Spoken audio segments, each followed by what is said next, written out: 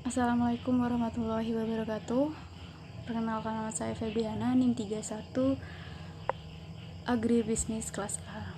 Kali ini saya akan menjelaskan bagaimana analisis riset pasar dan perilaku konsumen pada pembelian beras Madura di toko Kemuning. Oke. Analisis awal alasan saya memilih produk beras karena tingginya konsumsi beras di Indonesia juga dikarenakan adanya budaya makan rakyat Indonesia dalam itu jika belum makan nasi itu berasa belum makan, meskipun sebelumnya sudah dipenuhi dengan karbohidrat makanan lainnya.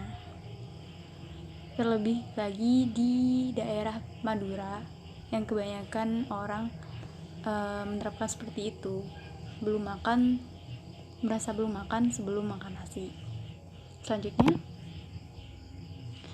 ini adalah bentuk kuesioner yang saya buat untuk mendapatkan respon dan akan jawaban atau hasil dari perilaku konsumen pada pembelian beras Madura. Di sini saya melakukan analisis dari hasil responden yang sudah diterima. Ini ada beberapa step, ada pertanyaan yang saya buat sebelumnya, ada persepsi harga mengenai beras dan keputusan pembelian. Di sini saya menggunakan skala Likert, di mana mulai dari yang terkecil sampai yang terbesar, dilihat dari angka 1 sampai 4 untuk mempermudah responden dalam melakukan analisis perilaku konsumen dalam pembelian beras tersebut. Nah, selanjutnya analisis SWOT yang dimiliki dari toko Kemuning, yakni toko yang saya analisis untuk dijadikan mini riset saya yang memfokuskan pada komoditas beras. Sebelumnya, untuk penjelasan lebih detailnya mengenai toko Kemuning ini ada di channel saya sebelumnya, yaitu tentang analisis SWOT, penentuan analisis SWOT. Di situ sudah lengkap bagaimana dan seperti apa toko Kemuning tersebut. Nah, saya akan merincikan sedikit mengenai analisis SWOT yang dimiliki dari toko Kemuning. Kekuatan yang dimiliki dari toko Kemuning ini, toko dekat dengan permukiman warga, di mana letaknya itu di Gang Kemuning, Kecamatan Burneh, Kabupaten Bangkalan. Yang kedua, toko dekat dengan akses perkotaan. Sangat dekat dengan akses perkotaan karena terletak di pinggir jalan. Akses keluar masuk dari Gang Kemuning itu sekitar 15 menit atau 5 menitan lah untuk akses ke jalan raya, jadi dekat sekali dan untuk mengaksesnya. Yang kedua, kelemahan yang dimiliki toko Kemuning ini adalah waktu buka pasar hanya sebentar. Maksudnya dalam pemasaran produknya itu hanya sebentar dan tidak ditentukan. Maksudnya itu lebih ke menyesuaikan pada keadaan, dimana jika ada hujan atau terkendala masalah dalam keluarga si pemilik, itu toko tersebut tidak buka, seperti itu.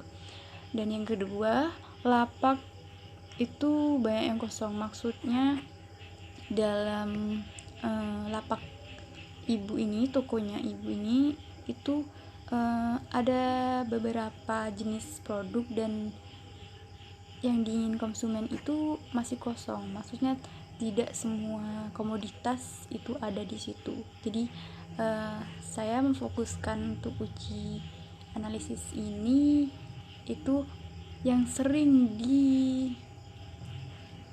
diminati dan sering yang menjadi salah satu produk dari toko itu yang sangat laku itu adalah beras Maduranya, dimana beras di situ diambil dari petani langsung dan harganya sedikit miring untuk daerah Madura.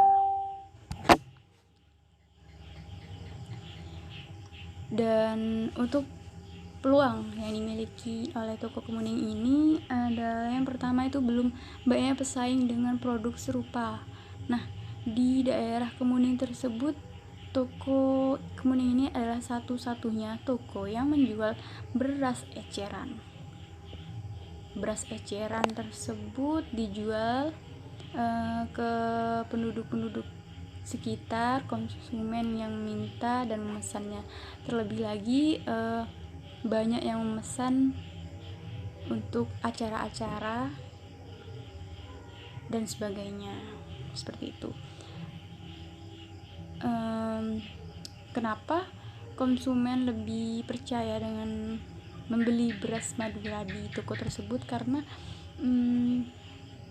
si ibu penjual dari pemilik dari tokonya itu langsung mengambil beras langsung dari petaninya langsung, jadi harga itu sedikit miring, jadi untuk konsumen lebih memilih ke si toko Kemuning tersebut, seperti itu. Untuk ancaman dari toko Kemuning tersebut, satu itu tokonya itu bisa saja tutup dan tidak berjalan lagi karena merupakan ruko sewaan, bukan milik pribadi.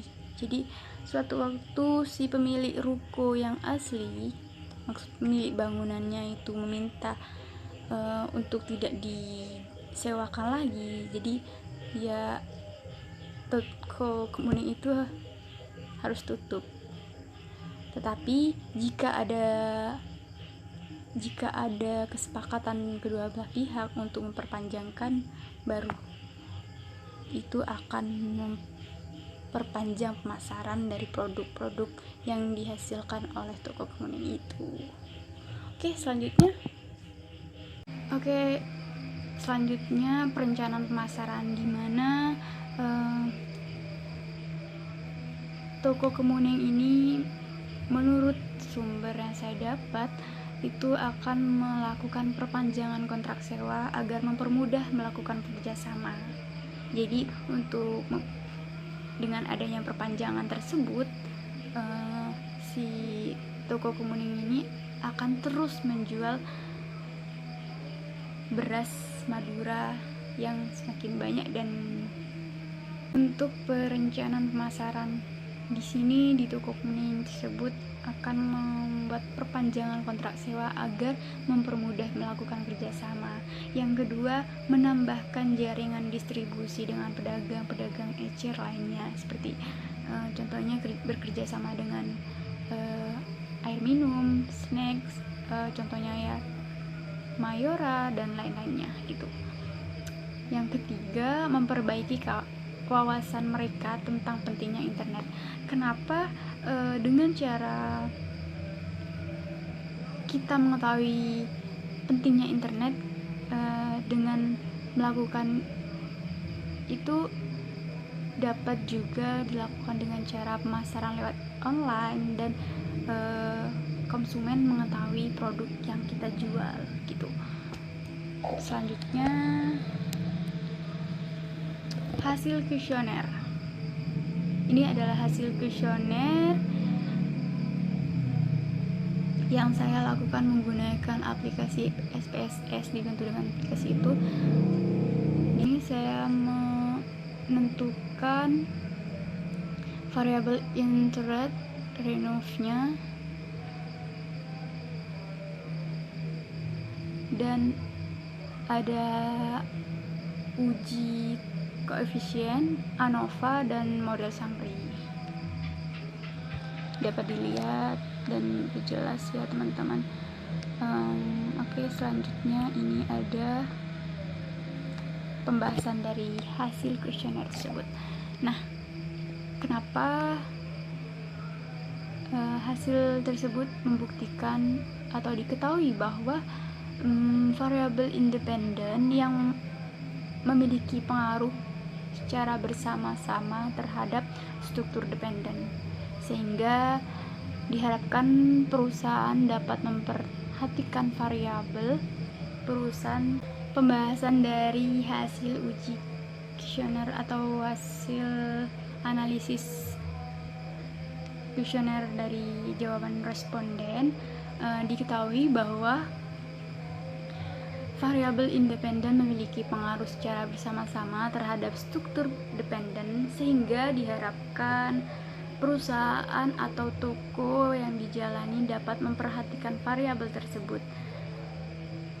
Hal ini dapat digunakan untuk memenangkan persaingan yang ada yang semakin ketat ataupun untuk meningkatkan pembelian terhadap produk yang dimiliki perusahaan atau toko kemuning tersebut, sehingga perusahaan memiliki keuntungan yang meningkat. Seperti itu kesimpulan dari hasil kuesioner atau jawaban dari responden yang saya sudah analisis.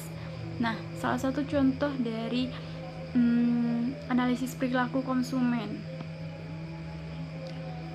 Dari penjelasan tersebut itu dijelaskan bahwa hampir setiap orang itu secara tetap melakukan interaksi dengan orang lain yang secara langsung atau tidak langsung,